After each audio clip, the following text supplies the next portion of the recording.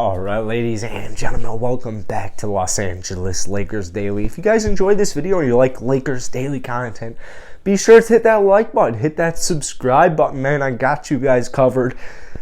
Before we get into this video, keep in mind, Alabama is currently losing in double overtime to Auburn, so it's right here. So if you ever see me glance right there, that's why. And I do apologize, but I really want to make a video, and I also...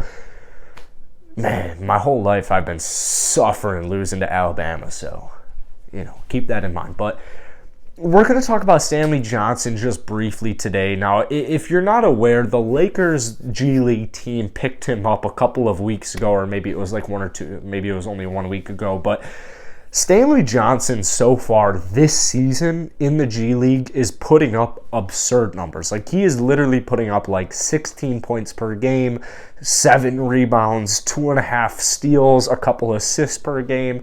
I mean, Stanley Johnson right now is literally a stud in the G League. And I saw this quote. The reason I wanted to make this video today was because I saw a quote today, and I don't know why, but I can't remember right now at this moment who said it, but whoever it was, highly credentialed or, in the media type of personality, and they said, like, the Lakers can't stay in front of anybody. They literally, like, whoever the quote was, I'm sure you guys are going to tell me in the comment section, but they were like, the Lakers are old and they can't stay in front of anybody. And so I look at a guy like Stanley Johnson, who is putting up numbers in the G League, even offensively. He's scoring the ball in the G League. Career-wise, we're talking like 6 points per game, 3 rebounds. We're talking sub 30% from downtown. He's in his 6th year. So obviously the hope is that Stanley Johnson just continues to improve. The Bulls had him earlier this year. I'm a Bulls fan. I live here in Chicago. I really wanted the Bulls to hold on to him. He was on the Raptors a couple years ago. I wanted the Raptors to hold on to him. Not even a couple years ago. He was on the Raptors really recently, and the Raptors didn't hold on to him. And it's all because of offense. Defensively, he's long. He's got a 7-foot wingspan. He's tall. He can guard multiple positions. He's good. On defense, he is totally fine. And the thing is, offensively, he sucks. Now, I take a look at this Lakers squad. First off, if you guys enjoy this video, you like daily Lakers content, hit that like button, hit that subscribe button. I post Lakers content every single day, and we'll be doing it for the rest of the season, 100%. Hold me to it. The thing with Stanley Johnson is there's so much potential with him, but he's played 6 years. If he's not able to produce at an NBA level, what really is his role? So right now on this Los Angeles Lakers team, I think it's do or die. I honestly think Stanley Johnson's career is at the do or die stage because he's literally in his 6th season. He's never really averaged more than 6 points per game in a regular season. His defense is good, but it's not locked down enough where it's like you're gonna give him a roster spot regardless of his offense just because of his defense. Stanley Johnson doesn't play enough minutes to be in that situation. So that's where you get the issue.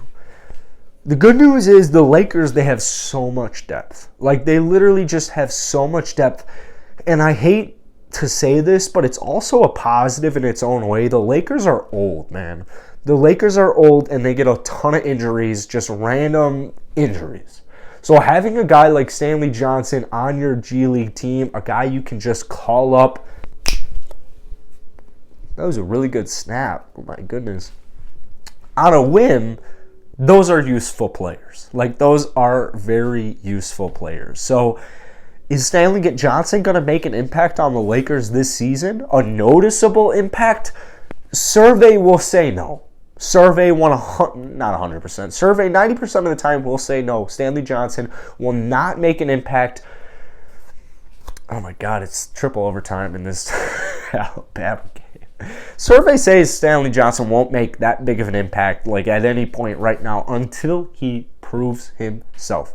But with injuries, with COVID, with all the shenanigans going on in LA right now with the Los Angeles Lakers, with LeBron James missing some time, you got AD struggling, you got Russell Westbrook finally getting it going.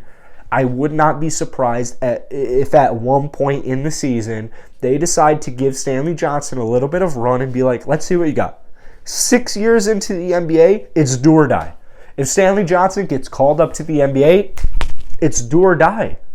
Now, granted, his defense is actually pretty good, so maybe it's not actually do or die. But if you want a good contract, if you want a good salary, you want to make good money, and you want good minutes, if you want a combination of those two factors, whenever you get called up for this Lakers team, you got to be ready. You got to be ready. And if there's one thing I know that Arizona taught him, there's one thing I know that his first 6 years, 5 years in the NBA taught him, it's to always be ready.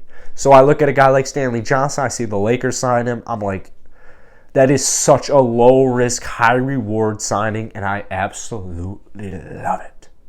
That's it for today, guys. If you enjoy it, hit that like button, hit that sub button. If you have any specific Laker videos you want me to cover, drop a comment down below. Otherwise, I'll see you guys tomorrow.